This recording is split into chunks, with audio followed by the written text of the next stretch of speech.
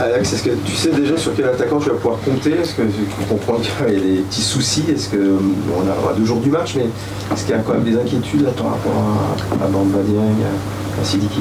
Oui, on a des inquiétudes. Sidiki sera forfait. Il s'est blessé sur la séance de compensation le lendemain du match et a une blessure qui ressemble à celle qu'il avait contractée il y a 1 an et demi. Donc on est très peiné pour lui parce qu'il nous a amené beaucoup de choses. Et puis Bamba qui a pris un tacle à l'entraînement et qui a mal à la cheville. Donc on va voir demain. Mais oui, on a quelques inquiétudes. Sidiki, c'est sérieux? Ça peut être une longue absence? Est-ce que vous en savez un peu plus? Oui, ça peut être une absence qui va se compter en plusieurs semaines. Mais aujourd'hui, comme j'ai pas encore tous les comptes rendus, j'ai pas envie de m'avancer, j'ai envie d'y croire jusqu'au bout. Mais il y a quand même des signes cliniques qui sont inquiétants. Alors j'espère que ça sera le plus court possible, mais j'ai des inquiétudes. Ouais. On en revient du coup mécaniquement aux questions autour d'Ibrahim Magnan et puis aussi de Loïs qui peuvent redevenir des options ou pas. Je ne sais pas quelle est ta réflexion par rapport à ça. C'est tout frais. Hein. Le Bamba il s'est fait mal hier. Alors on est en pleine réflexion. Voilà, il y a les individus, il y a le groupe, il y a le match, il y a la saison. Donc il y a une réflexion globale à mener. Et aujourd'hui, il y a tout un tas de questions. Il n'y a pas encore autant de réponses. Donc tu as quand même Esteban Le Paul qui est là depuis le début. Est-ce que là, pour le coup, ça peut être... C'est une option. Voilà. C'est une option et il s'entraîne bien. J'attends toujours plus de lui parce que j'ai confiance en lui. Donc voilà. Donc ça peut être un moment pour lui aussi propice. Quand tu dis que tu attends plus, c'est parce que tu sais qu'il est capable de plus ou qu'il en fait pas assez? C'est dans quel sens Je pense qu'il est capable de plus. Non, je pense qu'il est capable de plus. T'as vu les propos en début de saison, après le premier match, tu disais que t'avais pas voulu le faire jouer parce que le type des défenseurs adverses ne collait pas à ses caractéristiques de jeu. Là, s'il est amené à jouer, ce serait potentiellement tout seul devant. Vous avez eu une discussion à la suite de ça sur ce que t'attendais de lui, comment il pouvait progresser? Oui, mais on discute régulièrement. Donc oui, il sait ce que j'attends de lui. C'est un garçon qui est un vrai finisseur. Donc quand on lui donne des ballons, il est en capacité de marquer grâce à son adresse et son sens du but. Donc il faudra lui donner des ballons pour qu'il joue sur ses qualités. L'idée, ce sera de le faire jouer sur ses qualités. Et sur cette notion, il est capable de plus. Qu'est-ce qu'il en dit, lui? Il en a conscience, parce qu'il est jeune, il est fougueux, il a aussi le défaut de ses qualités. Là-dessus, Oui, je pense que oui. Et puis forcément, voilà, le temps de jeu qu'il a eu, j'ai préféré à un moment mettre Sidiki, qui me semblait vraiment un prototype de joueur voilà, par rapport aux exigences de la Ligue 1. Mais Esteban, il a un style différent et c'est un très très bon finisseur. Donc pour lui, ça peut être aussi une opportunité.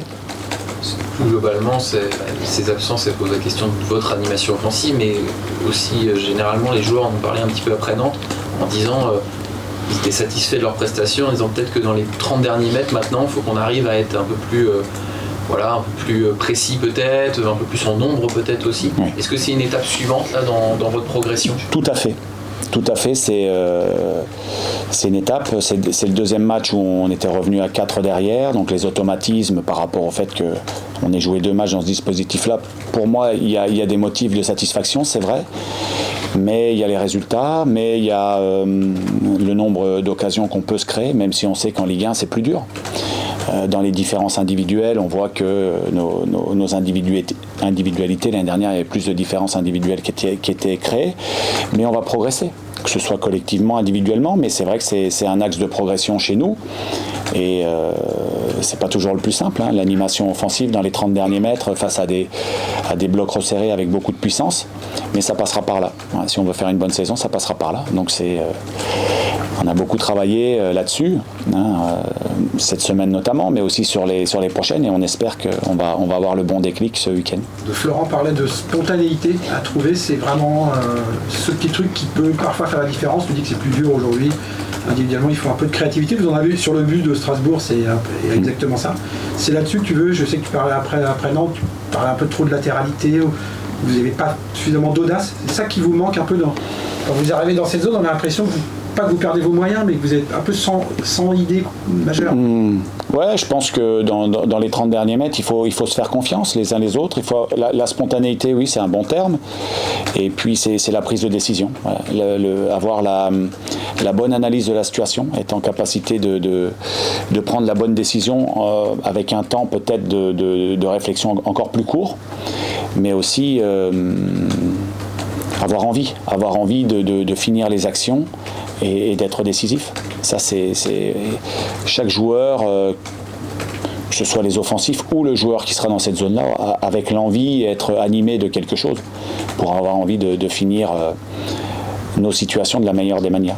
Et Florent parlait de la difficulté de la Ligue 1. Quand on est défenseur, c'est évidemment la justesse aussi des attaquants adverses.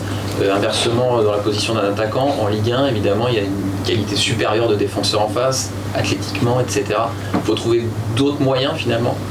Des joueurs qui étaient l'année dernière, je pense à Farid notamment, ou à d'autres, qui faisaient beaucoup de différences, là en font moins, donc il faut qu'ils trouvent d'autres solutions, c'est ça, avec les partenaires ou tout seul. Ouais, c'est un nouvel environnement, c'est de nouvelles exigences, et nous, il faut qu'on se mette au niveau de ces exigences-là. Et donc c'est une progression, et puis aussi c'est dans la tête, croire en soi. Il faut croire en soi, il faut aller au bout de ses idées. Ce sont des joueurs de Ligue 1. Aujourd'hui, ce sont des joueurs de Ligue 1. Ils l'ont mérité l'année dernière en faisant une très belle saison. Ce sont des joueurs de Ligue 1. Et il faut être convaincu de ça. Il ne faut pas se voir plus petit que les autres. On va gagner des matchs, on en perdra d'autres. Mais en tout cas, dans le défi, dans l'envie de rivaliser plus, aujourd'hui, ce sont des joueurs de Ligue 1. Et pour être en Ligue 1 la saison prochaine, il faudra aussi cet état d'esprit-là, de vraiment se mettre en tête qu'ils sont à la hauteur, mais avec l'idée de le prouver à chaque match. Il y a un manque de confiance de tes joueurs pendant ce que tu dis, un manque de confiance, de prise de conscience dont ils ont besoin pour passer ce cap-là? Non, pas de confiance, de prise de conscience des choses, que ce sont des joueurs de Ligue 1. L'effectif, il a été constitué avec nos moyens, évidemment, mais pour la Ligue 1, et ce sont des garçons qui doivent exister aussi en Ligue 1. Et moi, je suis persuadé qu'ils sont capables de le faire. Je suis convaincu qu'ils sont capables de faire encore mieux. Et moi, ce que je les incite à faire, c'est de le prouver, parce que moi, j'y crois. Tu dirais que c'est autant un travail tactique que psychologique pour le coup? Oui, pour certains joueurs, pour pas se faire une montagne des adversaires. Jouer leur jeu, croire en leur qualité et repousser leurs limites, progresser, match après match. Et je pense qu'à ce titre-là, on sera très bon. Tu sens un frein encore? Je suis certain. On le voit en tout cas. Bon, c'est ce qu'on peut analyser. Voilà. En tout cas,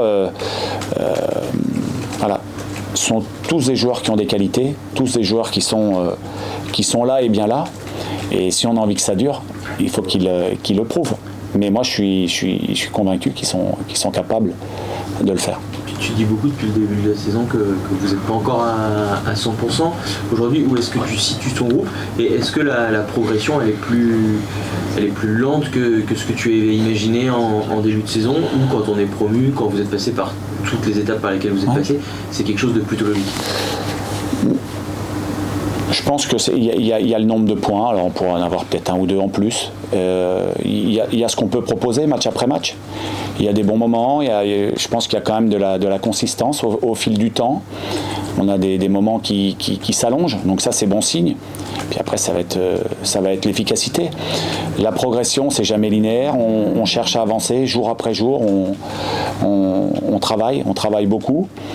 Mais par rapport à ce qu'on a vécu, les quelques pépins qu'on a eu dans le même secteur de jeu qui nous ont forcé à changer de dispositif, on a eu pas mal de petits pépins qui nous ont ralenti un peu. Mais on est là, on est bien là, et puis forcément que ce match revêt une importance particulière, parce qu'on a besoin de points. Si on avait le bonheur de gagner, notre saison serait vraiment lancée, et ça donnerait beaucoup d'allant à tout le monde. Surtout avant un déplacement à Marseille où là ce sera encore plus compliqué, il y a un intérêt à vraiment à vraiment prendre des points là enfin Évidemment, il faut prendre des points. Après, les matchs sont ce qu'ils sont. Dans quel niveau aura l'adversaire de dimanche, de vendredi d'après. Oui, ce sont que des grosses cylindrées. Et c'est pour ça aussi que je parlais de l'aspect mental. Nous, on va préparer ce match-là, jouer avec toutes nos forces, avec toute notre envie, avec toutes nos qualités, qui sont nombreuses. Pas se faire de montagne de l'adversaire. Voilà, on est en Ligue 1, on l'a mérité.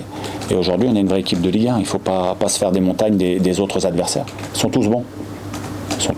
Donc à nous d'être, c'est pas à nous de demander des adversaires moins forts, c'est à nous d'être meilleurs de sortie en sortie et d'être de plus en plus efficaces. Voilà, moi c'est vraiment ce que j'ai envie de communiquer aux joueurs. Voilà, pas se faire d'image des autres, penser vraiment à nous et essayer de jouer à plein régime. Tu l'as senti ça dans tes causeries depuis le début de saison, par moment avant le match, qu'il y a une forme de crispation, on est en Ligue 1, que certains se faisaient un peu une montagne, tu dois le voir Non, moi c'est plus par rapport à l'analyse de nos matchs après. Ouais. Moi avant je sens des garçons qui ont envie, mais on découvre malgré tout, un nouveau championnat, un niveau d'exigence, une expertise, et c'est à nous de progresser au fil de nos sorties, et je pense que malgré tout c'est ce qu'on arrive à faire.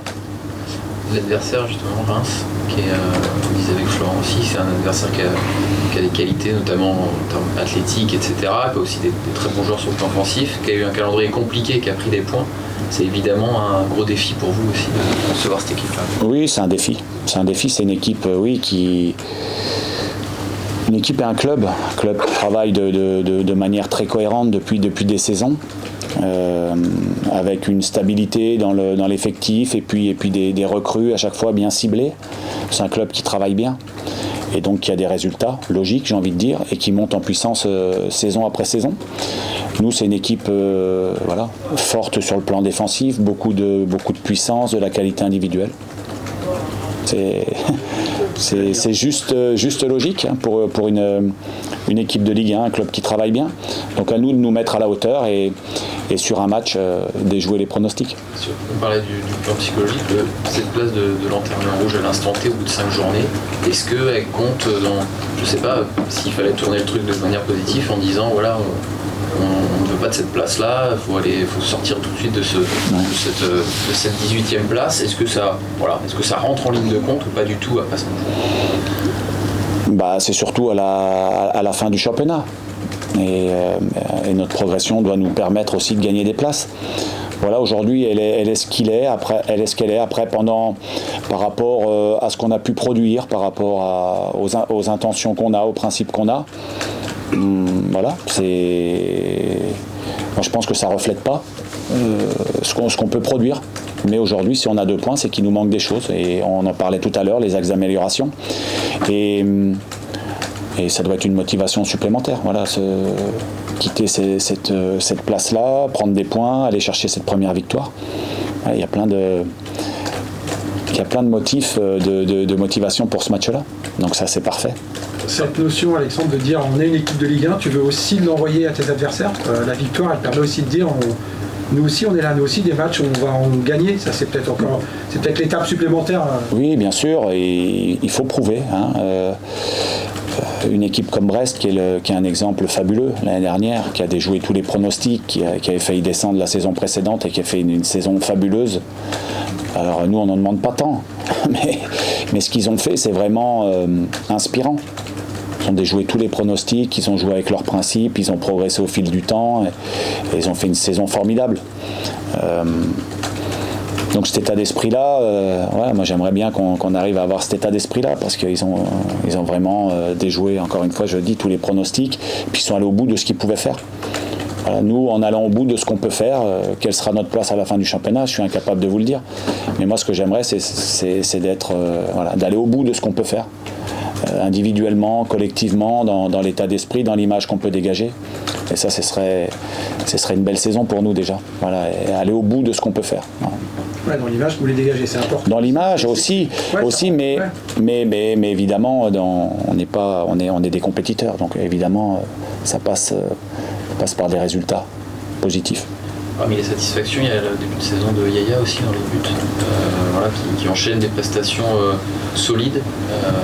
Ça compte et ça va compter forcément pour vous. Bien sûr, la solidité, ça va être un impératif. Yaya, il a eu une saison l'année dernière où il a fait une première partie fabuleuse. Il a été champion d'Afrique, il est revenu, c'est pas simple de redescendre de ce petit nuage-là, mais il a fait vraiment sur la fin, il est revenu à un très bon niveau.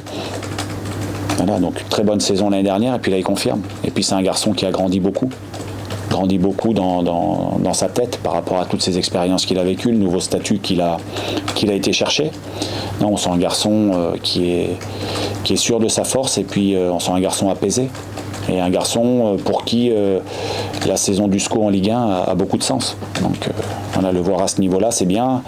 Et je souhaite qu'il continue à progresser au contact de ses coéquipiers, et puis de Greg Maliki qui fait un travail fantastique aussi. Donc voilà, on est content de son début de saison, bien évidemment. Au-delà des attaquants, comment va le groupe? Jacques courait hier en marge du groupe. Est-ce qu'il peut le réintégrer ce week-end? C'est encore un peu tôt, il a encore mal? Non, mais Jacques, il est à part depuis plusieurs jours, donc voilà, on a suffisamment de joueurs dans le groupe, on va pas le faire, on va pas le mettre dans le groupe, alors qu'il est à part depuis quelques temps. Son problème au genou est en passe d'être résolu. Il est revenu de sélection en ayant mal. Il a toujours un peu mal sur certains gestes précis. Donc aujourd'hui, si on considère qu'il n'est pas à 100%, on peut pas le mettre dans le groupe. Il y a Joseph. Lui, c'est Joseph qui a repris après pas mal de semaines d'indisponibilité, mais il a repris. Voilà, il va mieux jour après jour. Il peut jouer en N3, Joseph? il y a un match amical. On va voir la surface aussi de jeu, c'est aussi un problème. Non, mais c'est vrai, jouer sur un synthétique, c'est pas anodin. Donc, non, mais il y a plein de réflexions, mais en tout cas, moi, ce qui me marque avec lui, c'est qu'il va mieux. Voilà, il va mieux, peut prendre part aux séances collectives, donc c'est bien.